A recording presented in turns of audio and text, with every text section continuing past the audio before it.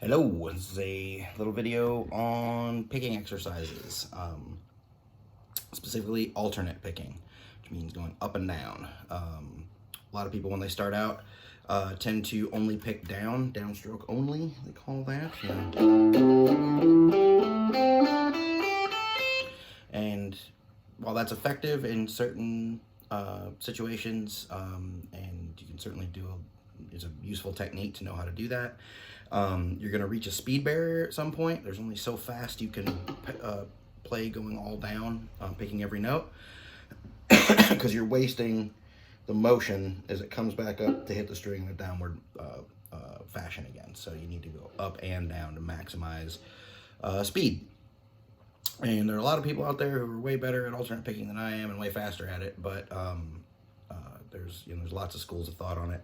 But I'll show you the way I do it, and it's pretty effective, and here we go. So the first thing I like to do, if I'm going to have somebody practice this, kind of the most basic one, is using your A minor pentatonic scale for practice.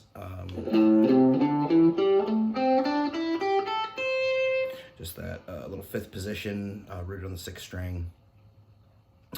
5 8 5 7 5 7 5 7 5 8 5 8. And what I like to have people do is start out and play once through it, playing 4 pick strokes per note. So before you change, so 1 2 3 4 1 2 3 4 1 2 3 4 1 2 3 4 2 3 4 1 2 3 4 1 2 3 4 1 2 3 4 1 2 3 4 1 2 3 4 1 2 3 4 1 2 3 4, and go back down. I'm not gonna go back down. Then you switch to doing it in groups of 3.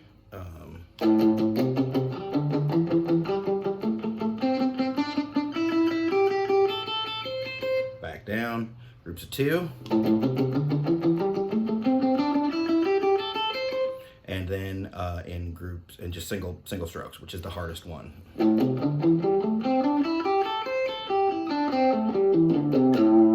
Up and down the entire time.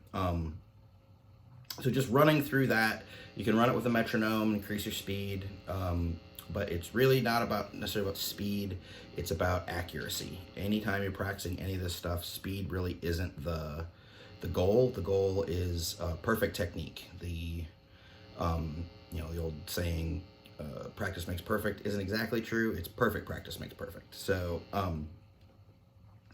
when you're doing those, what you want to do is make sure that your technique is perfect. So let's talk about right hand technique a little bit. So people hold their picks a lot of different ways.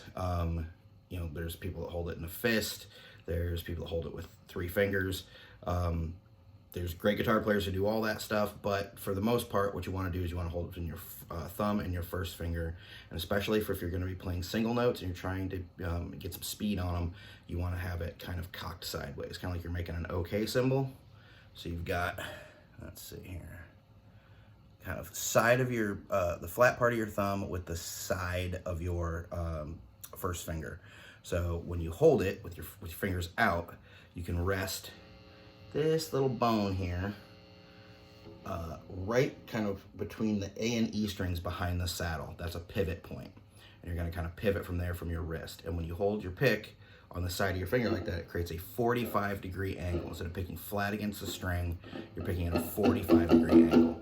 You also notice I use these little skinny picks, these little tiny, I use their Jim Dunlop Jazz 3 Tortex. Not everybody uses them, but a lot of people who have an interest in picking will play these things. Physics, it's smaller, so it's lighter. It's a little thicker, so it's stiffer, so the string will pop off a little quicker. The pick has no flex. It also has that small point, which puts less surface area of the pick against the string, creating less friction, allowing you to go faster and play cleaner. The other big thing with these, no matter what kind of pick you're playing with, if you want to do accurate single note stuff, choke way up on the pick. Like I have barely a fingernail worth of pick hanging out. I see a lot of people that try to pick with their pick like this, and what ends up happening is it jams up in the strings. The rule here is economy of motion. We want to move as little as possible and exert the smallest amount of force necessary to get the desired reaction from the string. So, the the more controlled and small your movements can be, the quicker and more accurately you're going to be able to play. So again, we've got this little section of your that little bone right in the corner of your hand, between the E and A string behind the saddle as a pivot point. You've got the OK position here with the pick on the side of your finger. Fingers out and loose. If you have to fist pick, it's a little bit different of a position, but you gotta do what you gotta do. It's a hurdle you'll have to overcome. This is definitely the easier way to do it.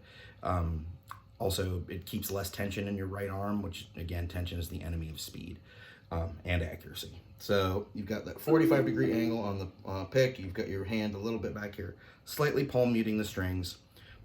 And when you're picking, you want to pretty much, especially the faster you go, the smaller your pick motion can be. If you're playing a medium speed, you can throw a little more English on it. But the faster you go, the tinier that has to be. Like when you're there's almost no picking hanging out. You're hitting at a 45-degree angle, and you're just kind of tickling the string with it, just barely touching it with the end of the pick.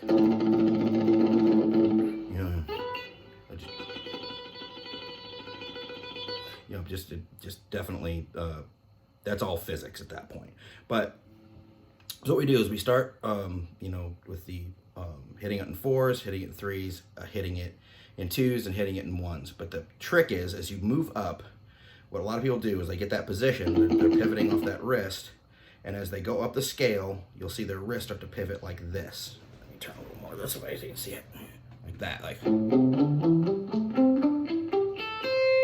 see, my shoulder kind of comes up when I do that and it tenses up. So what you don't want to do is keep that fingers, that wrist position stationary. What you want to do is, while you're anchored back here between the E and A strings, when you get down to the D string, that's cool. But once you cross over the G and you're going to go up, you slide down about 3/4 of an inch. So if you watch me as I do it, just watch the corner of my right hand. It'll just kind of slide on a little track behind there. So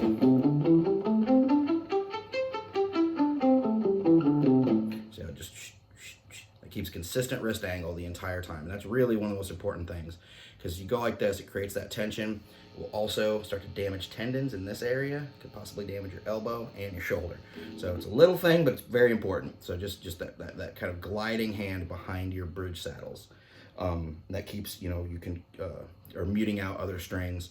Like as soon as I get past the E and A and D, like that meaty part of my thumb will kind of rest on those strings as I slide up and kill them. And when I'm down here and I'm picking the low strings, this part of my hand and the outside of my pinky is kind of sitting over these strings. So that's right hand muting to keep any weird notes from coming out. So that's